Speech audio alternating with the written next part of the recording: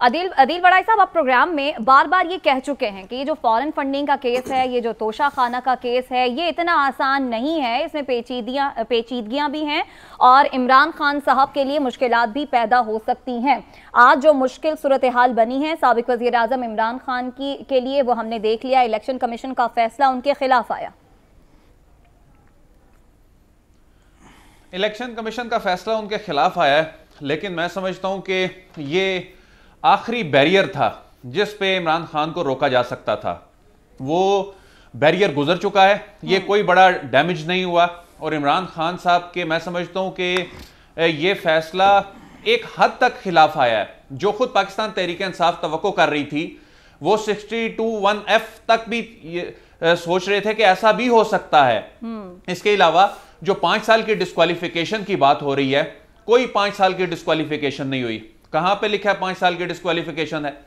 ये 63(1)P में, उसमें तो फॉर टाइम बीइंग लिखा है कि वो डिस्क्वालिफिकेशन है। लॉ मिनिस्टर साहब से भी कुछ देर पहले अजमल जामी साहब ने भी क्वेश्चंस किए, घुमा फिरा के भी क्वेश्चंस किए, तो हुकूमत के पास, हुकूमत की लीगल टीम को भी ये समझ बहुत लेट आया।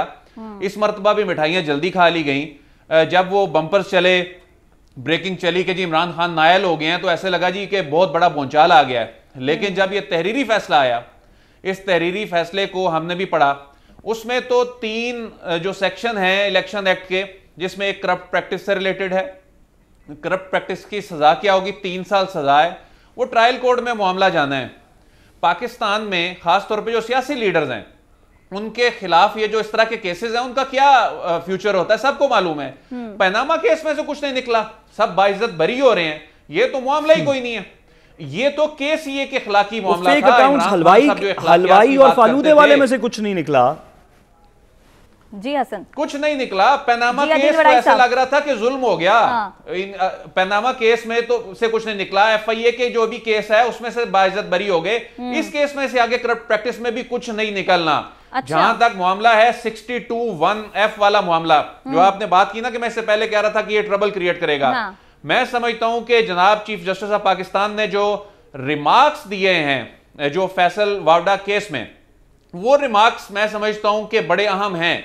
और इलेक्शन कमीशन को भी शायद ये इल्म हो गया था कि अगर हम 62(1)F पे जाते हैं तो आगे जाकर ये मामला जो फैसल वावडा केस के मामले में जो फैसला आता है, या जिस तरह सुप्रीम कोर्ट के रिमार्क्स आ रहे हैं, तो उनके लिए मुश्किलात खड़ी हो सकती हैं। तो इसमें उन्होंने देखा क्या इलेक्शन कमीशन ऑफ पाकिस्तान इसको सुन सकता है? जी हां, बिल्कुल सुन सकता है। इलेक्शन कमीशन ऑफ पाकिस्तान कैसे सुन सकता था? 63 की जो झैली शिक 2 है, उसमें था जी स्पीकर ने 1 महीने के अंदर रेफरेंस भेजना है। उसके बाद जो झैली शिक 3 है, उसके तहत था कि 3 महीने में उन्होंने डिसाइड करना है। 3 महीने अभी पूरे हो रहे थे, उसमें उन्होंने दिया फैसला, जिसमें उन्होंने कहा है ये for the time being disqualification है, कोई 5 साल की डिस्क्वालिफिकेशन नहीं है। और इसको पाकिस्तान तहरीक इंसाफ को इस फैसले से इतना बड़ा पॉलिटिकल बूस्ट मिला कि पूरा मुल्क बगैर कॉल के बंद हो गया। पूरे मुल्क में बगैर कॉल के लोग निकल आए। और एक सियासी रहनुमा को, एक सियासी जमात को इससे बड़ी क्या चीज चाहिए होती है? जहां तक मामला डिस्क्वालिफिकेशन का, इस पे भी मेरी कुछ लोगों से बात हुई। अच्छा। तो वो लोग कह रहे हैं जो आईनी और कानूनी मामलात को समझते हैं इस तरह के, कि ये सिर्फ मियां वाली की सीट अफेक्ट हुई है। अच्छा। यानी जो सीट इमरान खान छोड़ने के लिए वो अपना रेजिग्नेशन दे चुके हैं, आपने उस पे उनको डिस्क्वालीफाई किया। और बाकी जो 6 नशिस्तें इमरान खान साहब ने जीती हैं, अभी तो उसका नोटिफिकेशन ही जारी नहीं हुआ।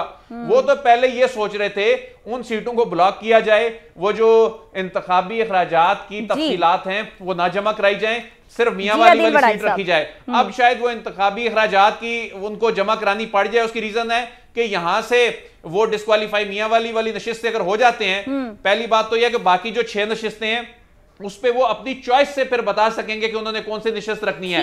और अगर कल के दिन